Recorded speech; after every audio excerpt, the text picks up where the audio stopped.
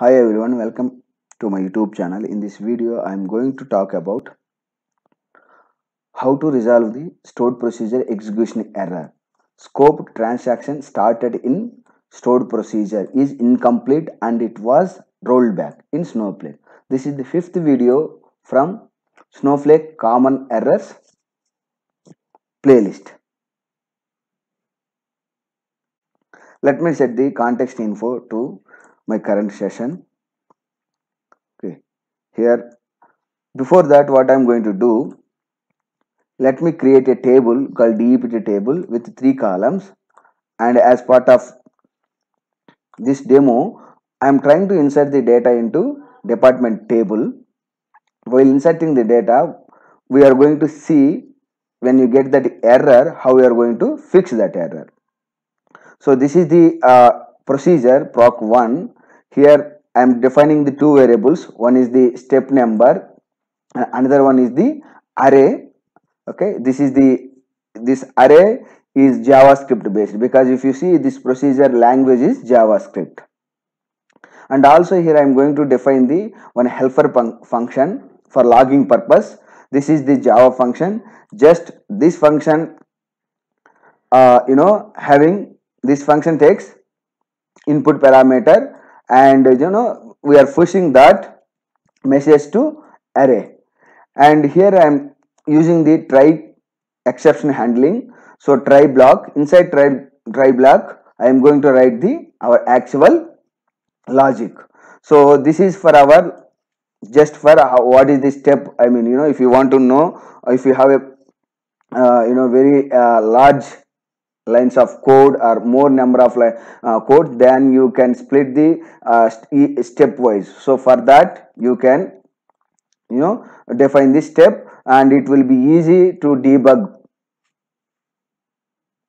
And here if you see here before Snowflake dot create statement SQL text begin transaction dot execute. See, whenever you are going to perform any DML operations from the stored procedure, it would be it would be better to have a transaction management.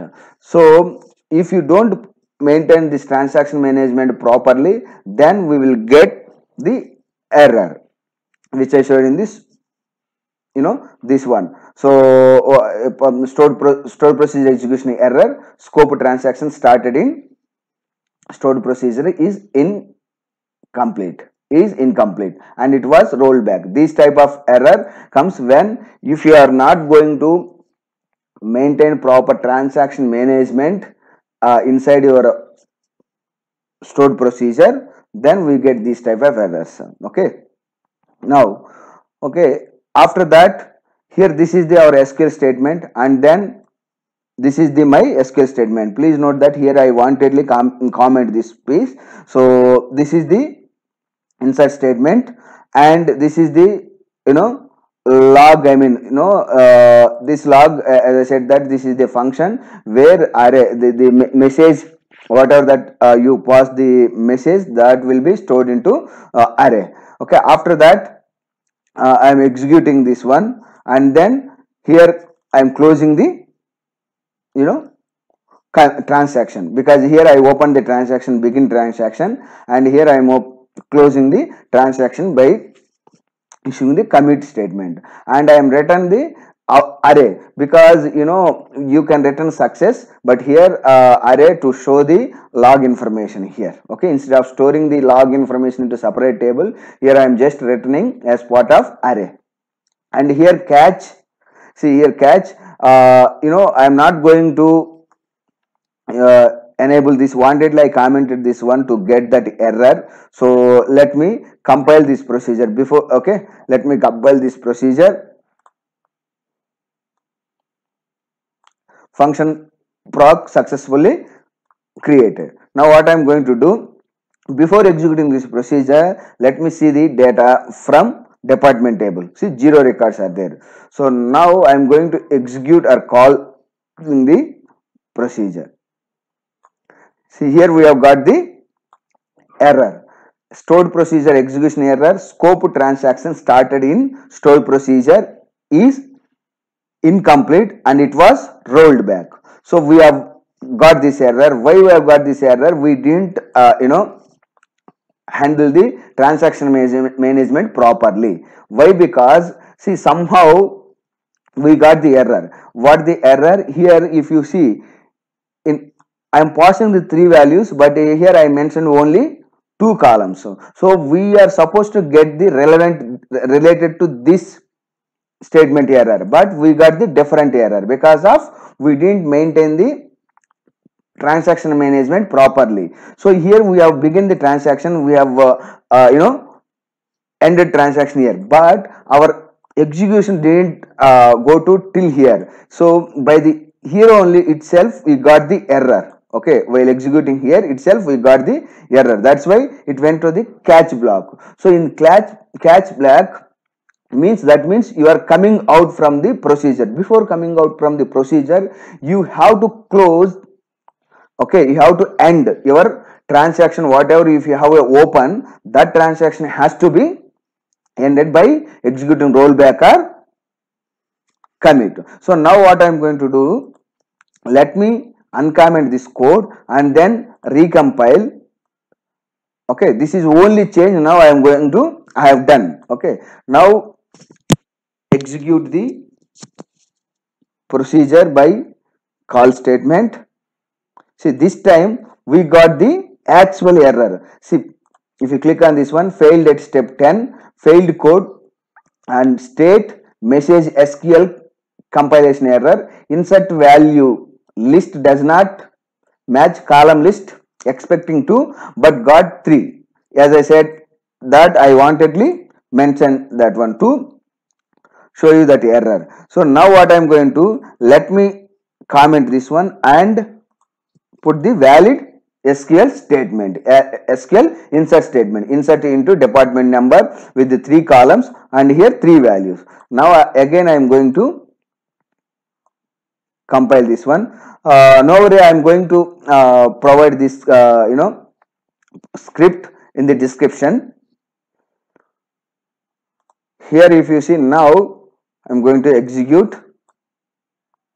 See, we got the, now it is got successfully because this is the log information. Okay, this is not error, this is a log information. If you don't want this one, just return with the success. So now we will see the data has been inserted or not into department table. Yeah, see, this is the expected. So this type of error. Okay, so scope transaction in stored procedure is incomplete or it was rolled back. You may get in different cases, like when you are going to call one procedure from another procedure, and in that procedures if you have a DML operations, then if you open transaction, okay, please note that if you open transaction, then you have to end the transaction. If you don't use any transaction, then I think you don't get any error. Now what I am going to do, let me comment this one here, and then I am going to simply I am going to comment all the transaction. I am not going to open any transaction, and then we'll see how we are going to now I am going to put the error. I am going to run the procedure with invalid statement. So here if you see, now procedure compile. Now I am going to see, now we have got the actual error instead of scope transaction error, because here we didn't open any transaction and also we didn't close, because no need to close because we haven't opened any transaction. In real time, if you are going to perform any DML operations as per the business logic, you may have to have a transaction management process, otherwise you may not get the expected results when calling from one procedure to another procedure, like that. Here I am just inserting the only from this procedure. In the same session you will see the data. See, even still you have executed from the procedure because that statement didn't successfully. Now what I am going to do, without these transaction management, I am going to insert the data. We'll see. Now see, now it is got completed successfully, even though without DML, without transaction management, because we are in the same session. So and moreover, we are using this one as part of the web UI. So web UI is, I mean, auto commit is default, auto commit is true. That's why we no need to explicitly do commit or rollback. Okay. Suppose if I roll back, let me do the rollback. Obviously, okay, we are not supposed to have the second inserted data. See, but we still have a two records, because in web UI, the moment whenever you perform DML operations, if you don't explicitly use the transaction management, internally auto commit will be fired, because web UI is come up with the auto commit is equal to true as a default. I hope this video will helpful as part of your daily routine work.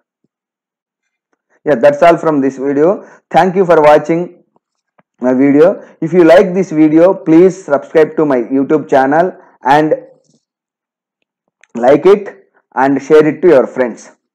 Thank you once again.